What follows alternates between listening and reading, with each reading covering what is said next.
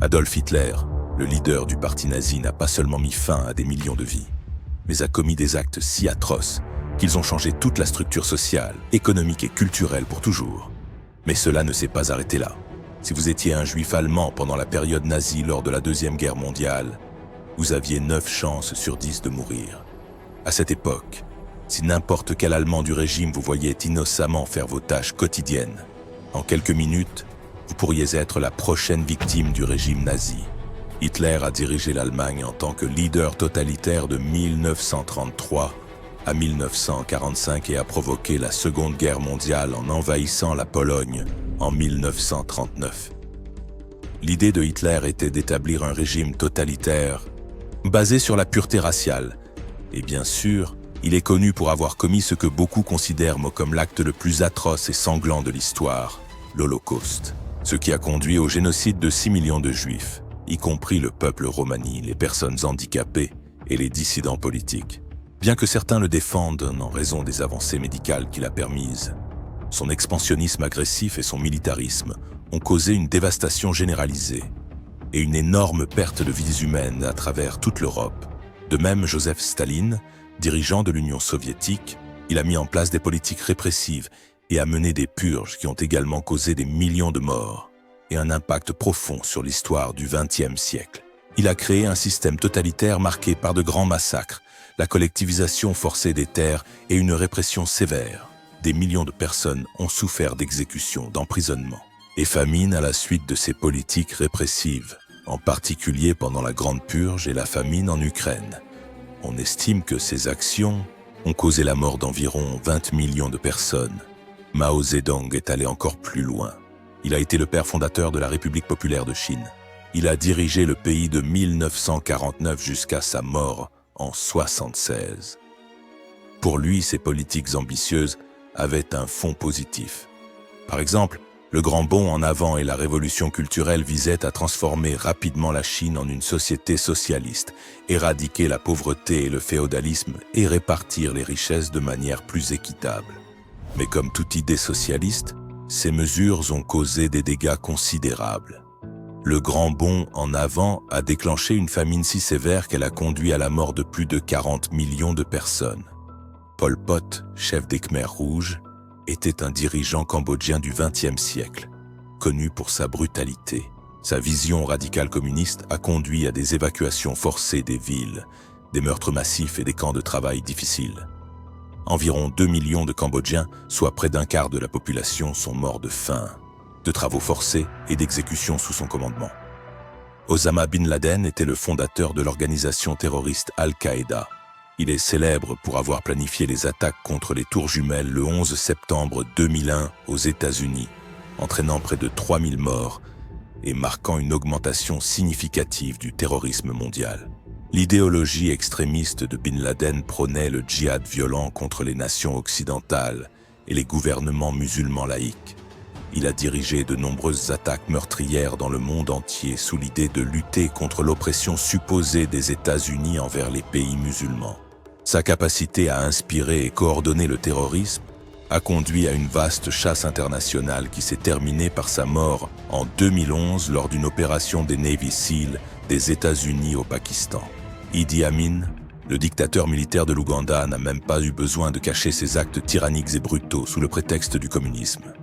Il a pris le pouvoir par un coup d'État et a établi un régime caractérisé par une extrême violence, des violations des droits de l'homme et une gestion économique désastreuse.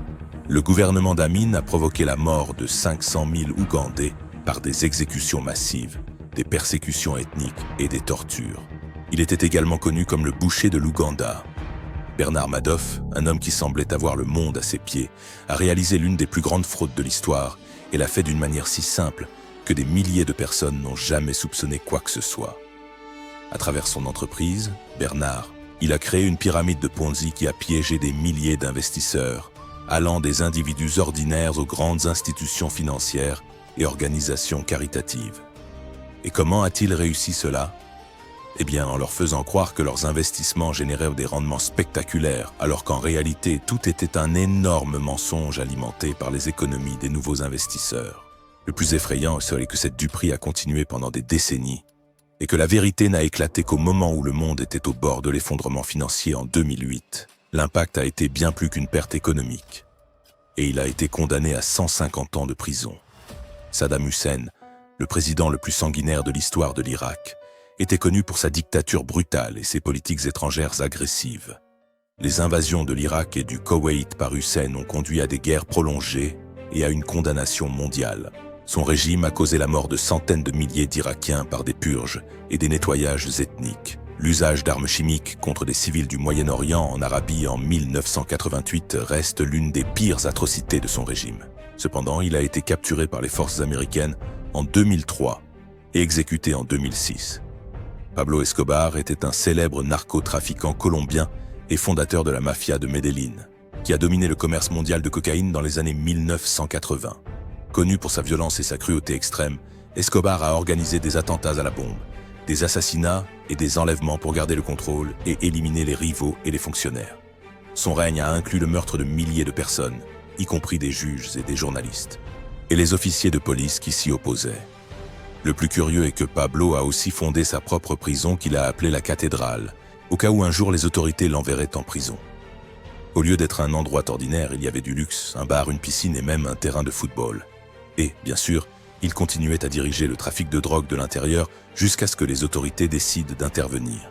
Benito Mussolini était un dictateur fasciste d'Italie qui a imposé un régime totalitaire caractérisé par l'autoritarisme et des ambitions militaristes. Mussolini a cherché à restaurer la grandeur impériale de l'Italie par un expansionnisme agressif, y compris des actions militaires en Éthiopie et le soutien à Franco pendant la guerre civile espagnole. Son alliance avec l'Allemagne nazie pendant la Seconde Guerre mondiale a conduit à la défaite de l'Italie et à sa chute. Heinrich Himmler, architecte de l'organisation SS du régime nazi, était l'une des figures clés responsables de l'Holocauste. Il a mis en œuvre les politiques génocidaires d'Hitler, supervisant le meurtre systématique de 6 millions de juifs et de millions d'autres personnes considérées comme indésirables par les nazis. Himmler a établi des camps de concentration, où en plus d'être exterminés, les prisonniers ont été soumis à toutes sortes d'expériences horribles pour le prétendu progrès médical. Son attachement fanatique à l'idéologie nazie et ses méthodes administratives efficaces ont permis au SS de réaliser la vision de Hitler sur la pureté raciale par le biais d'un génocide systématique. Augusto Pinochet, qui a pris le pouvoir au Chili par un coup d'État militaire, n'a pas seulement changé l'histoire de son pays, mais a laissé une empreinte indélébile de terreur. Pendant son régime, des milliers de personnes ont disparu sans laisser de traces, et la torture est devenue une pratique courante. Mais le plus effrayant de tout, c'est comment un homme par un seul acte a pu transformer le Chili en un camp de concentration. Tout cela en promouvant des politiques économiques qui ont reconfiguré l'économie mondiale. Et l'un des lieux les plus notoires où cette horreur s'est produite était Villa Grimaldi, un centre de détention dont peu de gens réussissaient à s'échapper vivants. Slobodan Milošević était président de la Serbie et de la Yougoslavie. Depuis son arrivée au pouvoir en 1989, il a utilisé le nationalisme serbe pour déclencher des atrocités en Croatie, en Bosnie et au Kosovo. Le génocide de Srebrenica, où des milliers de musulmans ont été tués, n'est que l'un des horreurs qui ont marqué son régime. Le pire est que, au moment où il allait enfin être jugé devant un tribunal international, a disparu et n'a jamais été traduite en justice.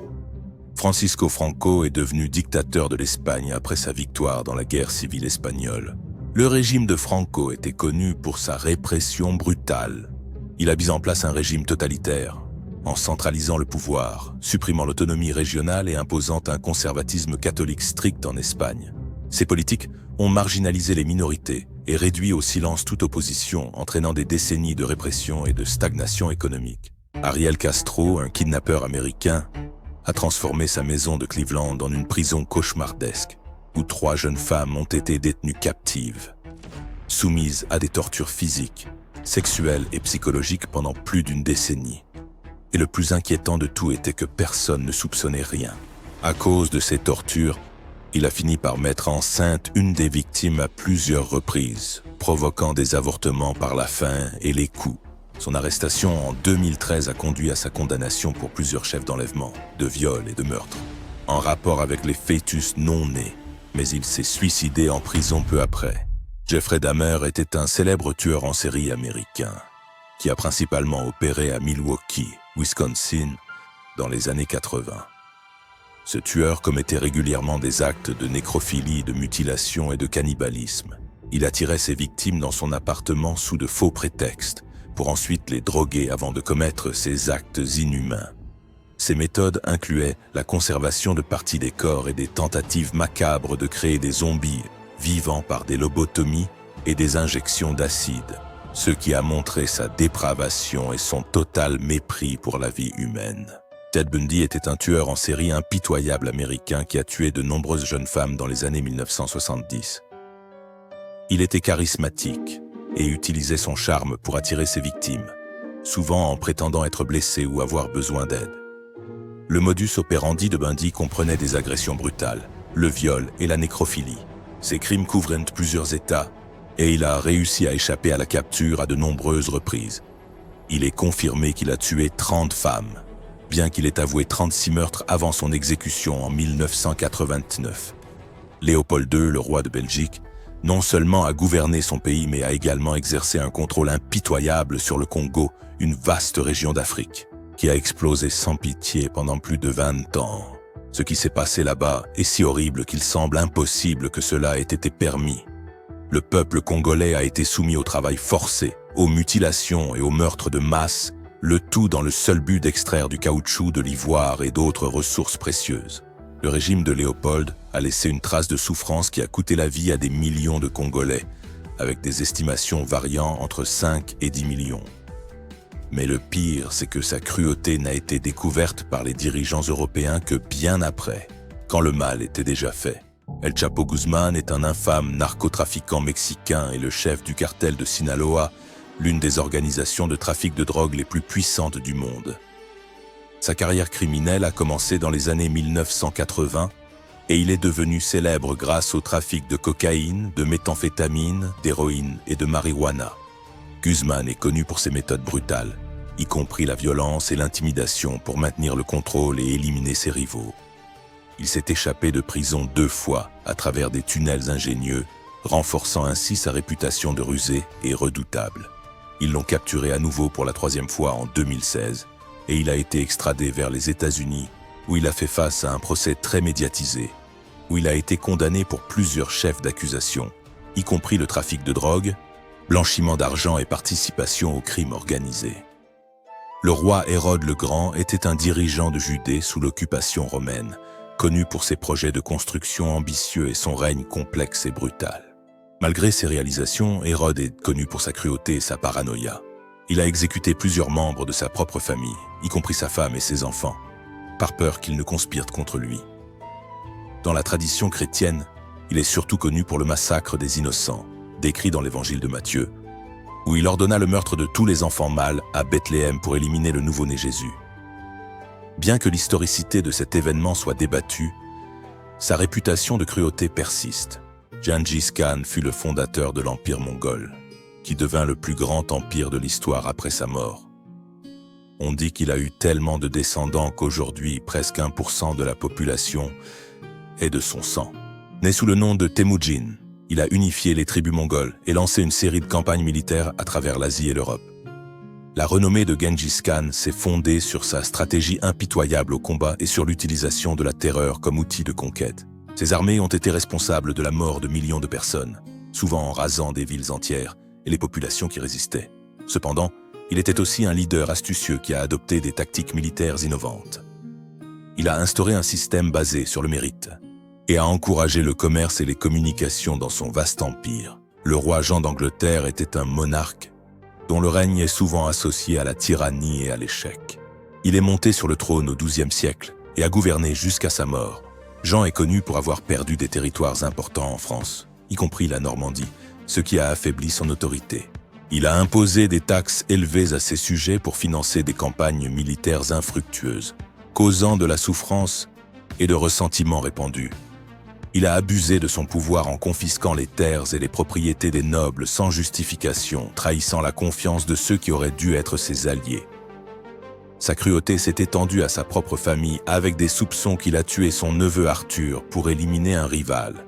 Son conflit avec l'Église a conduit à son excommunication, l'isolant encore plus de son peuple.